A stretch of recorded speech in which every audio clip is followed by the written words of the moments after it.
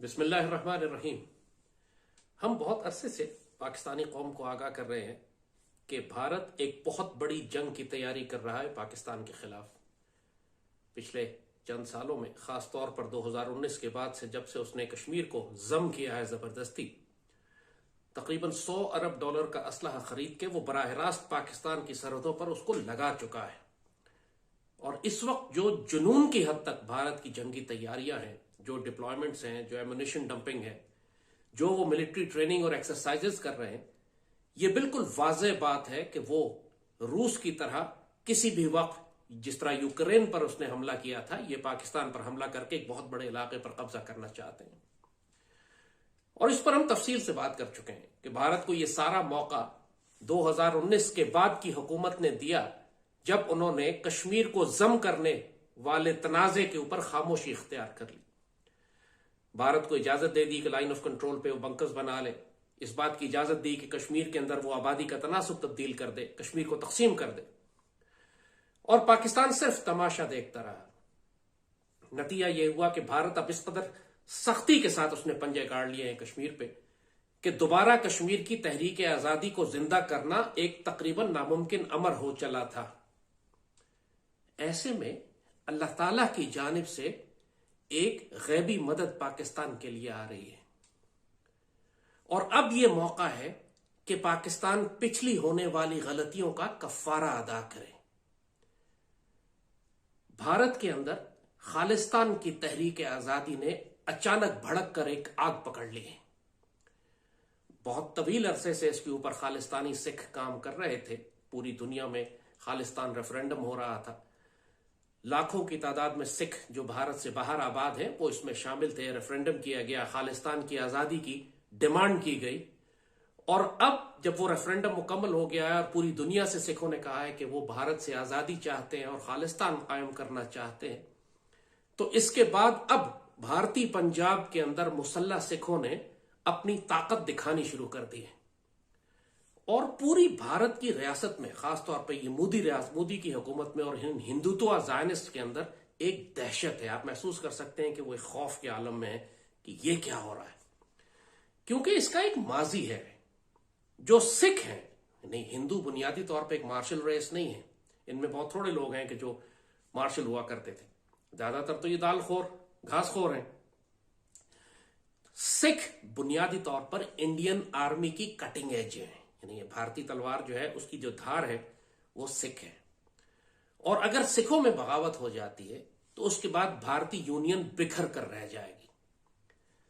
और सिखों में बगावतें पिछले 40-50 साल से हो रही हैं।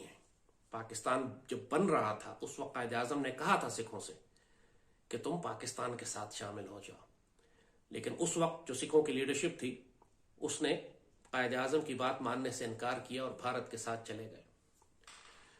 लेकिन आने बाद के वक्तों में आपने देखा कि खासतौर पे 80s की दिहाई में ये वो दौर था कि जब पाकिस्तान में जनरल ज़िया की हुकूमत थी।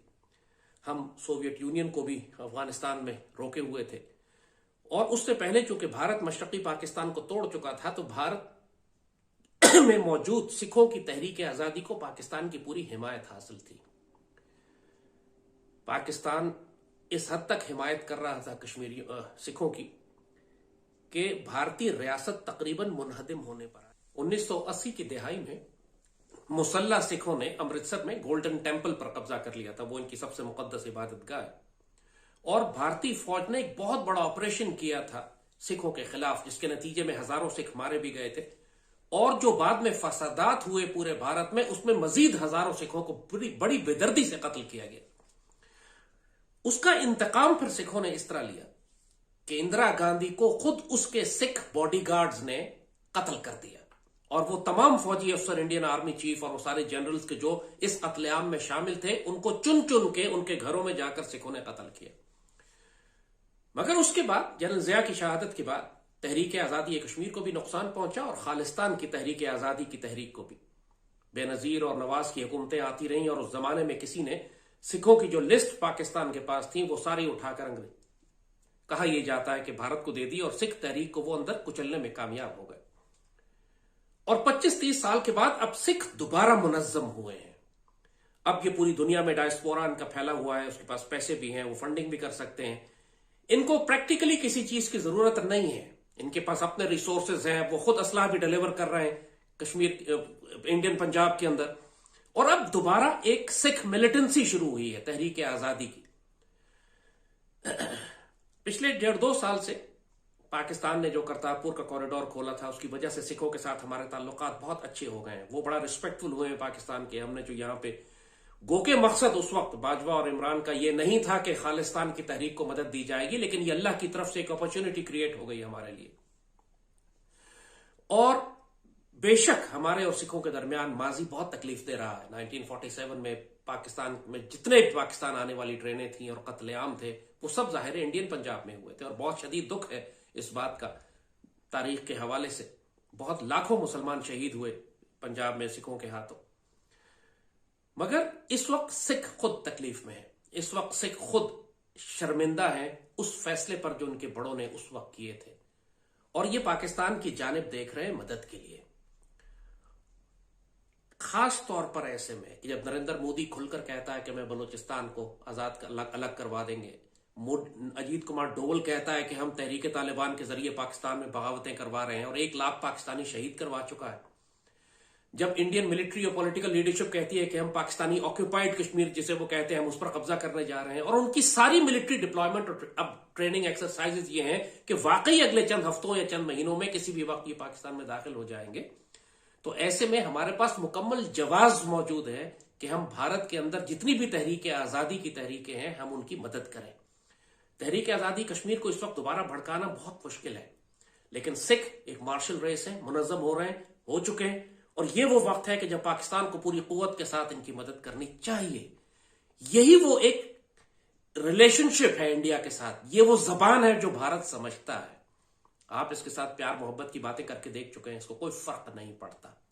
वो हमें ब्लीड करेगा, वो जैसे if we burn you will burn with us. और इस वक्त जो हमारे स्ट्रेटेजिक इंटरेस्ट हैं खालिस्तानी सिखों के और पाकिस्तान के, वो कन्वर्ज कर गए हैं, दोनों भारत की रियासत के खिलाफ है। और जाहिर लोग पाकिस्तान के अंदर जो ऑब्जेक्शन करते हैं वो ये एतराज करते हैं कि जी पुराना जो अगर खालिस्तान बनता है तो उसका कैपिटल तो लाहौर होगा। ऐसी बात नहीं है। सिख भी अब इतनी बात तो समझते हैं कि बैक वक्त वो 2 एटमी ताकतों से नहीं लड़ सकते, और उनको एक एटमी ताकत को अपना हलीफ और अपना दोस्त बनाकर रखना है ताकि वो भारत के मजालिम के खिलाफ स्टैंड ले सके। तो सिख पाकिस्तान की अगर खालिस्तान बनती है और जो बनेगी इंशाल्लाह, तो वो पाकिस्तान की दोस्त रियासत होगी और उसका कैपिटल अमृतसर होगा, ईस्ट पंजाब में होगा, लाहौर में डेफिनेटली नहीं होगा। So don't worry about that part, क्योंकि खालिस्तान की रियासत अगर बन भी जाती है तो वो मुकम्मल तौर पर पाकिस्तान के हलीफ और पाकिस्तान पर डिपेंडेंट होगी और पाकिस्तान के साथ मिलकर चलेगी, क्योंकि भारत के साथ तो उसकी वैसी दुश्मनी है। सो इस वक्त अब हम ऐसी स्टेज पर आ गए कि रियासत पाकिस्तान को वो गलतियां नहीं करनी जो हम 2019 के बाद कर चुके थे।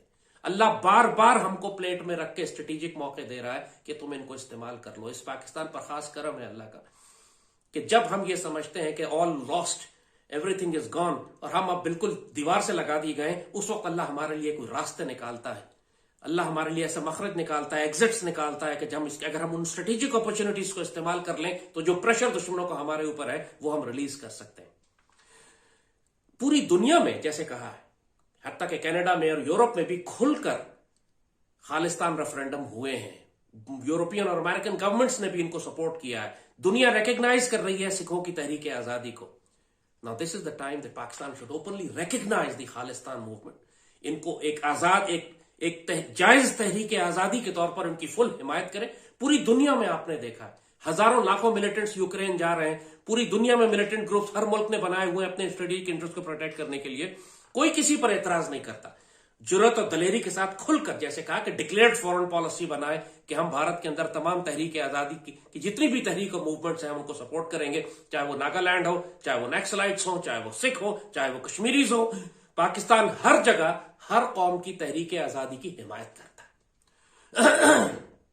और फिर आप अगर इखलाकी और सिफारती और अस्करी हिमायत करते हैं खालिस्तान की, फिर किसी का बाप भी आप पर एतराज नहीं कर सकेगा। जरा मर्द के बच्चे बने, करें। It's an opportunity that Allah has given you. ये करनी पड़ेगी अब हमें। हमने अजीत कुमार डोवल ने टीटीपी और बीएलए इस्तेमाल करके जो हमारा खून बहाया है, उसका जवाब यही है कि हम भारत के अंदर जितनी भी आजादी की तहरीकें हैं सबकी हिमायत करें। अल्लाह अब हमें अपॉर्चुनिटीज दे रहा है। खालिस्तान और उसके बाद कश्मीर और नक्सलाइट्स और नागालैंड, इन सबको हमने सपोर्ट करना है हर हाल में। भारत की रियासत ने हम पर हमला करना ही करना है। हम जो मर्जी कर लें, लोग हम भड़का देंगे भारत को, वो हमला करेगा। हमला तो वो वैसे ही कर रहा है। भारत के अंदर 20 करोड़ मुसलमानों का जेनोसाइड वैसे ही होने वाला है, आप चाहें या ना चाहें। कम से कम अपना एक स्ट्रेटेजिक लिवरेज आप क्रिएट कर लेंगे भारत के अंदर, कि खासतौर पर ईस्टर्न पंजाब, भारत ने सारी जंग ईस्टर्न पंजाब में करनी है, वहां से उसने पाकिस्तान पर हमलावर होना है। अगर वहां पर आप एक लाखों सिखों की एक हमदर्द बेल्ट बना देते हैं, या खालिस्तानी सिखों फ्रीडम फाइटर्स की एक टीम तैयार कर लेते हैं जो भारतीय फौज पर पुश से हमला करे, तो ये पाकिस्तान पर प्रेशर कम कर देगी। Now these are the moments that we must operate. We must move fast. Time थोड़ा है हमारे पास, क्योंकि भारत किसी भी वक्त दाखिल हो सकता है। और इस वक्त जबकि ईस्टर्न पंजाब में आप देख रहे हैं कि अमृतसर के अंदर और वहां खालिस्तान तहरीक उठ खड़ी हुई है, तो now is the time that Pakistan should openly declare. हमें कोई छुप के खुफिया काम चोरी छुपे करने की जरूरत नहीं है। खुल के बात करें कि हम हर जगह तहरीक आजादी की हिमायत करेंगे और सिखों को इन्वाइट करें कि आओ बिस्मिल्लाह पाकिस्तान। जब कनाडा में सिख और यूरोप में बड़े बड़े इजलास और जलसे कर सकते हैं, पाकिस्तान में क्यों नहीं कर सकते? जब इंडिया पूरे BLA और TTP को इन्वाइट करके पाकिस्तान में दहशतगर्दी करवा सकता है, तो हम क्यों नहीं? तहरीक हुर्रियत कॉन्फ्रेंस जब पाकिस्तान में बैठी हुई है और हम उसको सपोर्ट करते हैं इंडिया की नाराजगी के बावजूद, तो हम खालिस्तानी सिखों को भी कर सकते हैं। So let's do it. ये अल्लाह ने हमें एक स्ट्रेटेजिक अपॉर्चुनिटी दी है, इसको जाया न करें। इस तरह के मौके बार बार नहीं आते। सिखों को हमारी जरूरत है, हमें सिखों की जरूरत है। एक स्ट्रेटेजिक अलायंस हमारा बन सकता है और बन चुका है। इसको हमने सिर्फ अब डेवलप करना है। अल्लाह पाकिस्तान का हामी और नासिर हो।